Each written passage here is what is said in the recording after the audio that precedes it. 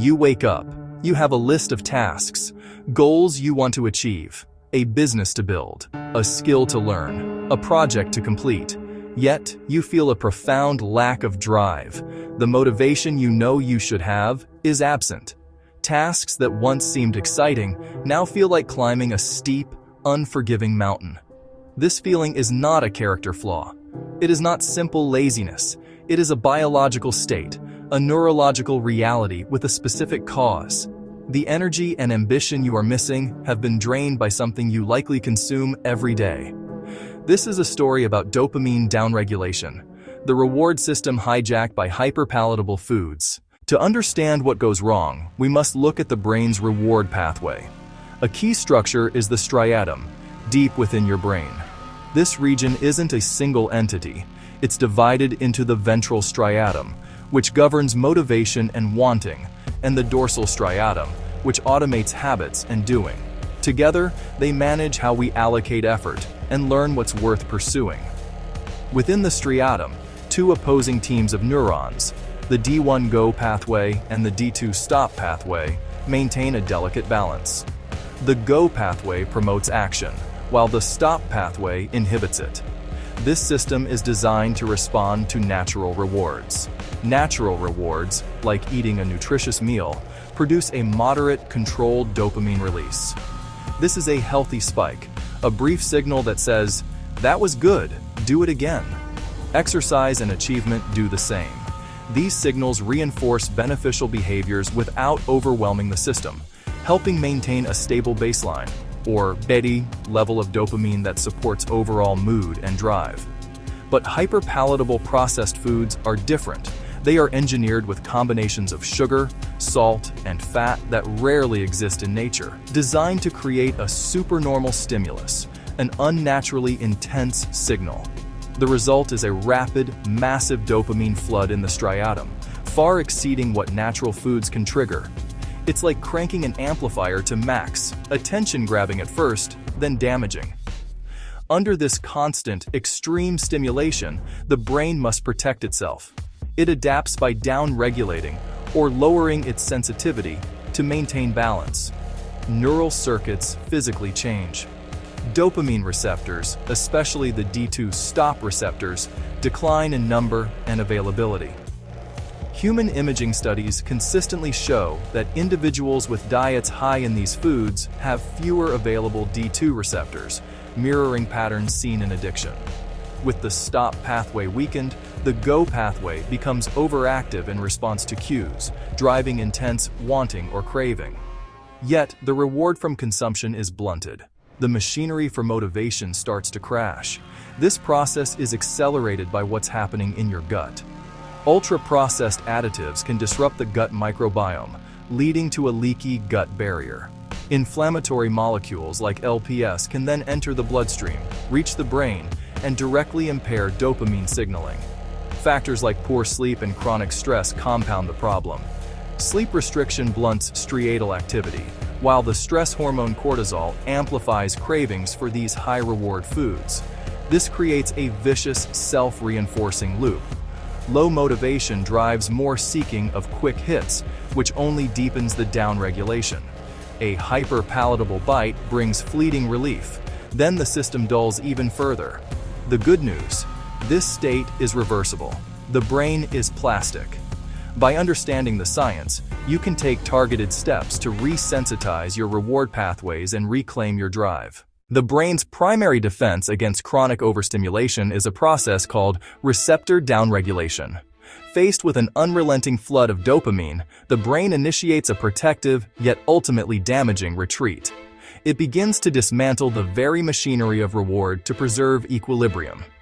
Think of dopamine molecules as keys and their corresponding receptors as locks. When you have a healthy number of locks, a normal release of keys produces a satisfying effect.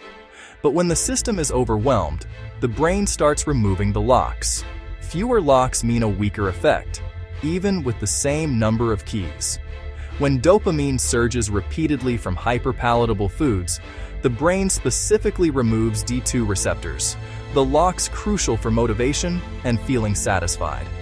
This isn't a metaphor, it is a measurable architectural change. captured in human imaging studies that show a blunted, less responsive reward system. Tolerance develops. The same snack that once provided a burst of pleasure now yields a fraction of the reward. To feel the same level of satisfaction, you need more, or something even more stimulating. This is the same adaptation logic that underlies substance addiction.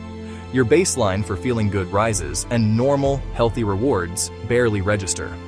This is clinical anhedonia, the inability to derive pleasure from activities that were once enjoyable. The internal reward signal for completing a difficult task becomes faint, like a whisper after a rock concert. Effort feels immense, while the reward feels imperceptible. The activation energy required to start and sustain focus on meaningful work skyrockets. The outcomes are predictable and destructive. Procrastination becomes the default state. You chase small, novel hits to get a flicker of dopamine, checking your phone, scrolling through feeds, grabbing another snack. These low-effort rewards offer a temporary escape but deepen the deficit, further impairing prefrontal control. Irritability, anxiety, and a persistent low mood become common as the downregulated circuits fail to stabilize emotion. Hard work no longer feels rewarding. Long-term goals, which require sustained effort for a delayed payoff, short-circuit. In humans, a high intake of ultra-processed foods blunts the striatal response. Food cues dominate attention, while rewards from tasks or even money underactivate the system. This creates a biological state fundamentally opposed to ambition. But this state is not permanent. The brain is plastic. By removing the hyper-stimulating inputs and providing the right conditions, this damage is reversible. Receptor expression and motivation can begin to recover within weeks, restoring the brain's capacity to find effort rewarding again. The protocol is a 7-day nutritional dopamine reset. The principles are direct.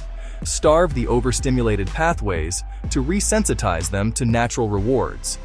We will stabilize metabolic and circadian signals, rebuild essential micronutrient stores, and provide the raw materials for dopamine synthesis. This is a focused, short-term intervention designed for maximum impact. Day 1. Purge your environment. Eliminate all hyperpalatable triggers from your pantry, refrigerator, and desk. This means no sugary drinks, candy, pastries, chips, cookies, ice cream, sweetened yogurts, refined cereals, or processed snacks.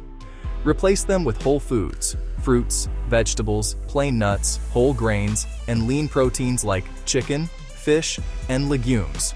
Prep your proteins and produce now to streamline the week. For beverages, water, black coffee, or unsweetened tea only.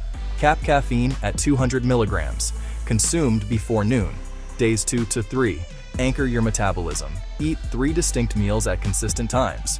Do not skip breakfast, and strictly no grazing between meals. This helps regulate insulin and ghrelin signaling. Each meal must include a significant protein source. Aim for 1.6 grams of protein per kilogram of body weight per day. Tyrosine, an amino acid found in protein, is the direct precursor for dopamine synthesis. Prioritize sleep. 7 to 9 hours in a dark, cool room. Sleep is non-negotiable. It's when your brain clears metabolic waste and supports dopamine receptor recovery. Day 4. Move your body. Engage in 30-45 minutes of Zone 2 cardio, a brisk walk, light jog, or bike ride where you can still hold a conversation. Do it in daylight if possible. Sunlight stabilizes circadian rhythms and directly boosts mood and dopamine tone. Add a short 10-minute strength circuit. Day 5. Focus on micronutrients and the gut-brain axis. Emphasize foods rich in iron, zinc, and B vitamins, cofactors in dopamine production. Think leafy greens, lentils, eggs, and lean red meat.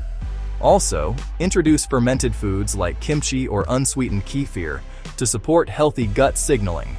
Day 6. Practice small wins. Before noon, complete 3 simple, non-negotiable tasks.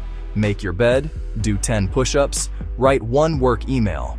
This reconnects the effort and reward circuit, proving to your brain that action leads to satisfaction.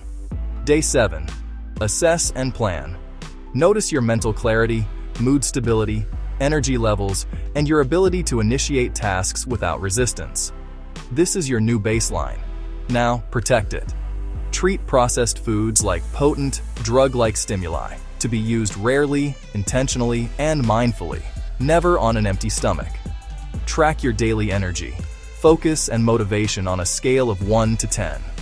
Use this data as feedback, not judgment, to maintain your hard-won gains.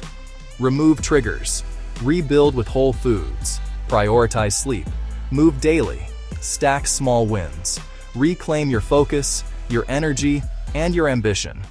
Start the reset today.